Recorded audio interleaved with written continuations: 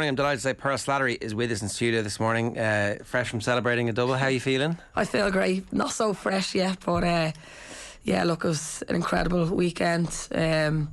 Unbelievable to do the double, been a long season, but to come out, I suppose, with the 2 trophies that were up for grabs, just an amazing feeling. It wasn't one of those doubles where you win the league early in the season and you focus on the cup or something like that. It was down to the wire the last day for both games, and against an Athlone side who were driving you on in the league and then in the cup as well. So the last couple of weeks, what was that like? Yeah, look, I've said to the girls and said to everyone, we were under a lot of pressure the last few weeks, especially because we'd been on such a good run throughout the season. We had a big lead at one stage and then probably hit a dip at the wrong time, and then coming into the final few weeks of the game, we had to win every game, so we were in that under, I suppose, enormous a lot of pressure, and to go, I suppose, from the DLR game, Sligo, to beat Wexford then down there, which isn't easy for a league title, knowing you had to win or possibly a draw if Athlone had slipped up in the other game, which they didn't. So to go down to Wexford last week and beat them the way we did and put the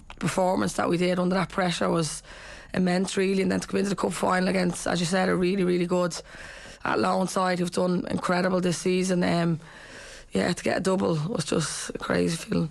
I remember last year for the final, the cup final, there was it 3,000 the crowd last year, and you're thinking that is brilliant. Yeah. But then this year, over 5,000. I mean, to break the record, but not just break it, but smash it, was a really, really good sign. Yeah, no, it was brilliant. Actually, we were having a laugh before the game. We were trying to guess what the attendance would be, and a lot of us were saying 4,000, 4,500. So to go above last year but go to 5,000 is brilliant, because obviously when we heard about the men's fixtures being moved to the same day, kind of worry, will that affect the cup final, and it didn't, which was brilliant.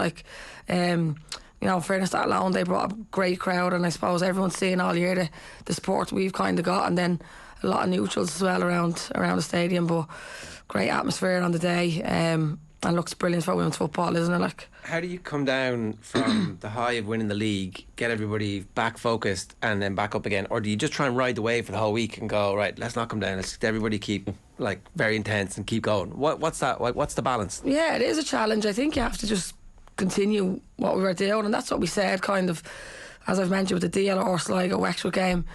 We just had to keep doing what we were doing, and last year probably people said, I suppose with how the league ended last year, we probably celebrated for too long last year, where it was 2 days straight, and Noel came out, I think in a few of his interviews, and said, look, it was only a one-nighter when we won the league this year. But I think you just have to ride the wave, continue doing what we were doing, enjoy the moment. We just became league champions. So the experience is not to go completely mental, you go a little bit mental. Yeah, but look, I always look back at last year, because the way we won the league was so special. Yeah. We wouldn't change a thing.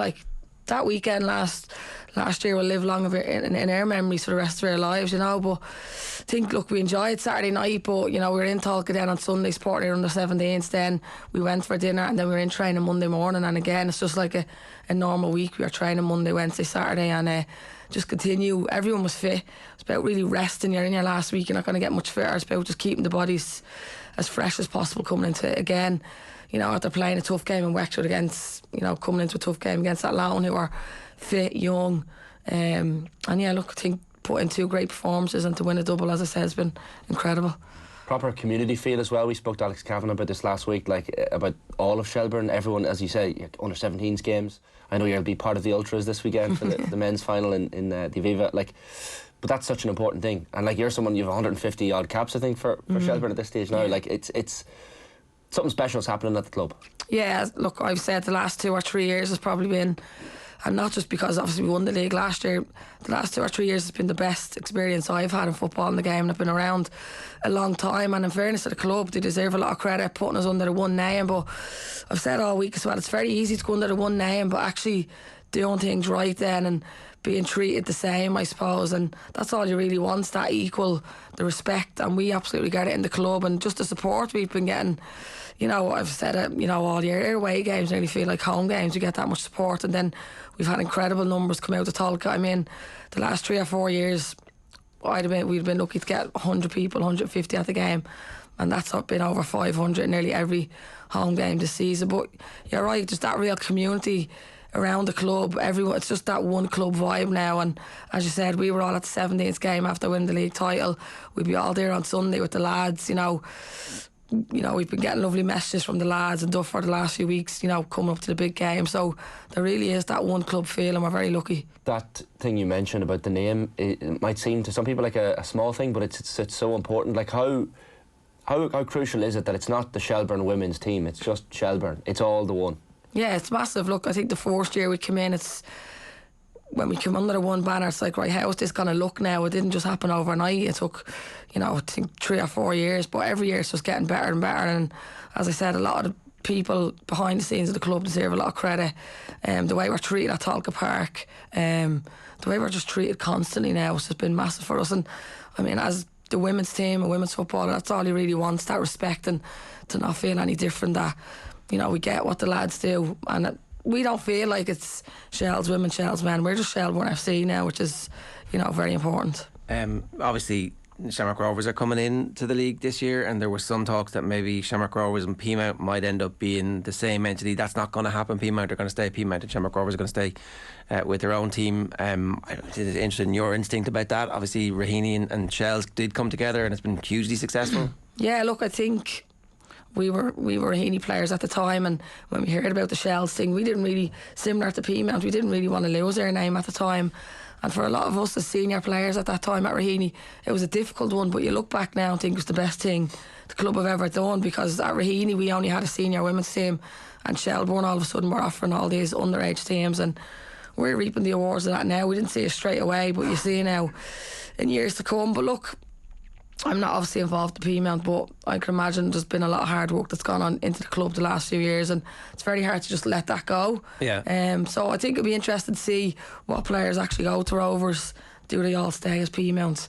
I'm not sure. But look, I think the way the game is going now, any League of Ireland men's team who's coming in now and going to have a women's team is only good for the league in terms of facilities, standards and stuff like that. But it's definitely an interesting one to see what way it plays out in terms of Peamount going into 2023. Yeah, no, for sure. Your day job is with the FAI, is that right? Yeah. So what's the impact that you're seeing of the women's team over the last 4 or 5 years as the uptick in coverage has happened in terms of participation levels, and also it's not just participation, I guess it's the skill level improving. Like what is the actual impact of the increased coverage and the perception of the women's team changing the way it has? Yeah, I think it's just the investment now that's gone into the women's game has been massive. Like I've always said, the last 2 or 3 years we were kind of at a tipping point in terms of women's football in the country, and we just needed to qualify for something, and now we've done it. It's like, I can't wait to see now, you know, how it affects the women's game now going forward in terms of grassroots levelling up. But I just think the investment now, when you invest in something, the women's game's only gone from strength to strength around the world, and especially in our country now, which is brilliant. And I obviously work in grassroots, and just the number of clubs around the country now have an interest in our sport. And I think it's just, we're just seeing women's football a lot more. As I said, that investment's been massive, and I think we're in a really good place in terms of the women's game domestically and with the women's national team. But I think it's important that we don't just stand still now, that we keep striving for better, you know. Yeah, so what does that mean? Does that mean like upskilling the coaches, the parents who are volunteering all of a sudden and giving them some drills? Like what are the nuts and bolts? Because Irish football, there's like this breakout moment when Jack Charlton arrives and we qualify for all the tournaments, and retrospectively if you look back at it, we didn't really take advantage of the fact. Now you hope that as a race we've learned that actually what we need to do here is make sure that there are loads of qualified coaches going out and giving access to proper training and telling everybody the most important thing is just keep the ball with you all day. The amount of time you spend with the ball, it directly correlates with how good you're going to be with the ball. Of course, you know. And don't be worried about playing other sports too. That's okay, but just make sure you come back to us and keep them involved for as long as possible. Like all those lessons that, and also investment from the government is the key thing, right?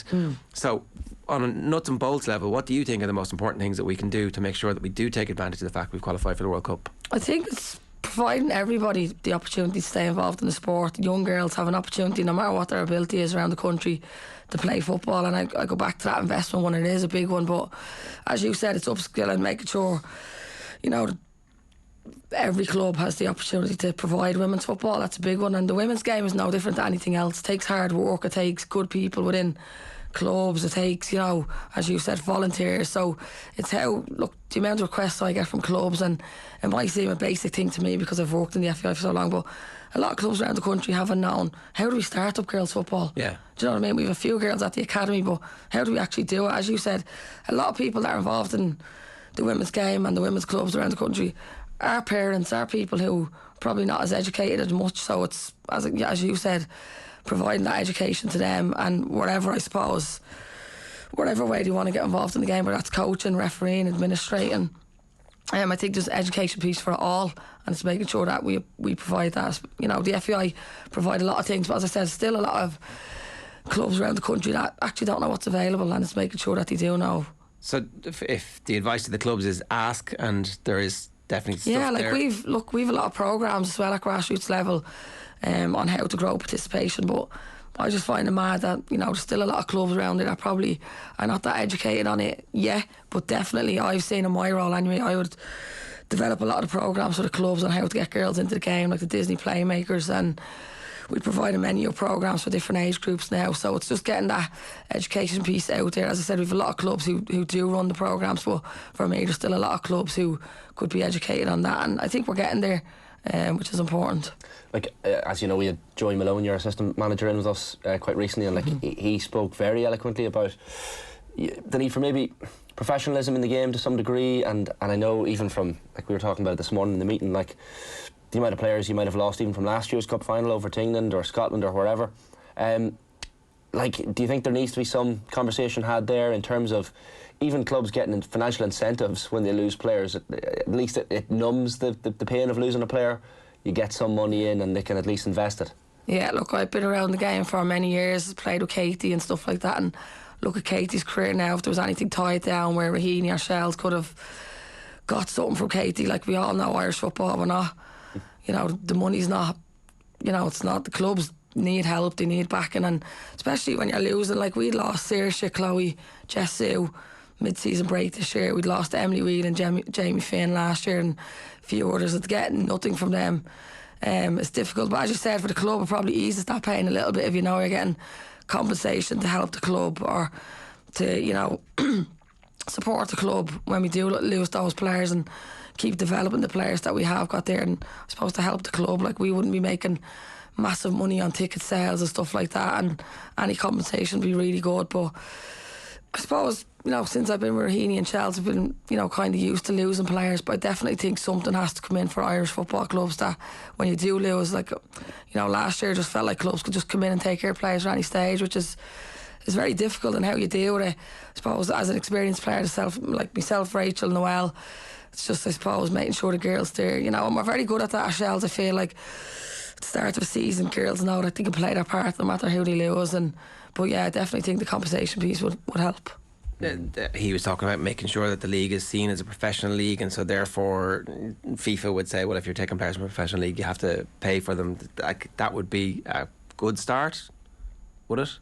To make the league officially a professional league. Yeah, I think so. But I don't know what podcast I was to a few weeks ago, might have been Emma and the girls, but like, what does professional look like? And that's what we need to figure out as Irish clubs. Like, we've always been, I suppose, amateur, and it's supporting the clubs on how we do go professional and making sure that's sustainable. I think that's the important thing for Irish clubs, and I think for the likes of yourselves, Rovers coming in might be a little bit easier, but what about the other clubs in the league and how we support them and make sure it's sustainable for them going forward? Yeah, and that was kind of, I think, in the background of the whole Galway situation as well. I just want to ask you about Heather O'Reilly coming over. Obviously, it was a big name. It was a massive wealth of experience. What was that actually like when that happened? Yeah, it was. Look, I was obviously, you know, celebrating Sunday night, and I was speaking to her. So I'll never forget the year Heather O'Reilly came and played. It was like, I remember Noel ringing me and telling me, and I thought, this is, you know, the most bizarre conversation, you know, I've ever heard. It was just mad. Like, in fairness to Heather, I know, like, she contacted the club, which was great. It wasn't as if we went and she got in touch with us. The club thought, well, why not, in terms of putting a shining light on the league, on the women's football in this country. And look, she came in. she obviously had 2 kids, hadn't played in a few years. It took her a while to settle in, I think, and once she did settle in, she definitely played her part. Like, I mean, her CV, her experience speaks for herself. So she was brilliant around the group. She obviously played in Europe with us and then went back to the States for a while and then came in for the last few weeks. And fairness to her, she's been immense. She's been brilliant around the group. She's been brilliant with Noel. Very humble for someone with a CV, you know, and to be able to celebrate, I suppose, the league and the cup over the last few weeks has been brilliant.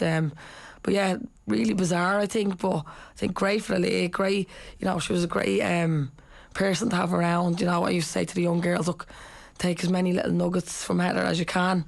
She's been there, done it all, like, so. Yeah, like, you can't say that it had this massive impact in terms of you guys winning the league and the cup this year from a playing perspective. It's probably maybe it's longer term, maybe it's nothing, but like, it's certainly an experiment worth trying, and who knows what it leads to in the future. Yeah, you're right. I don't think, you know, in terms of the league and the cup, it made a big difference. She definitely played her part in Europe, and fairness to her, when she came back there the last few weeks, she was flying, and, you know, training was flying. But just in terms, I think, shining the light on the league and on Shells. Yeah. I mean, the coverage I got the first few weeks was insane, which can only be a good thing, I think, for a league, you know. You mentioned Europe there. That's obviously, I mean, I'm going to give you a little while to celebrate and take a bit of time off and enjoy yourselves, but like, that has to be major next season, where it's like, okay, last year, getting to grips with it, fully understanding exactly what the requirements were and what the level is like. But next year, presumably, you'll be feeling a bit more confident about challenging and taking that challenge on. Yeah, I think, look, 2016 was the last time we played in Europe, so for a lot of the group, even for Noel and Joey and stuff like that, it was a new experience for the club, and we really enjoyed it. We learned from it. We won the first game, and we played the Icelandic team then the second game, who were full time, and you could just see that they were full time. Yeah.